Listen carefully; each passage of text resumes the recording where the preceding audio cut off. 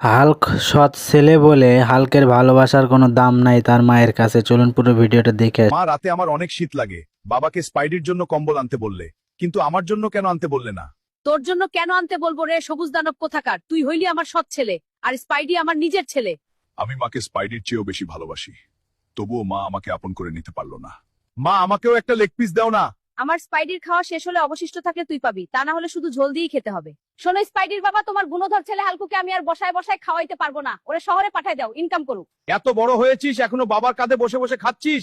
যা শহরে গিয়ে টাকা ইনকাম করে নিয়ে আই।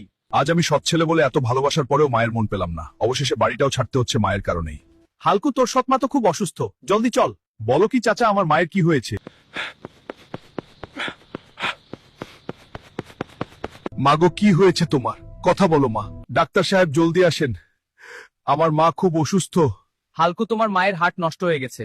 এই মুহূর্তে হার্টের অপারেশন করতে না পারলে হয়তো বাঁচানো যাবে না। ডক্টর, তার জন্য তো অনেক টাকা লাগবে।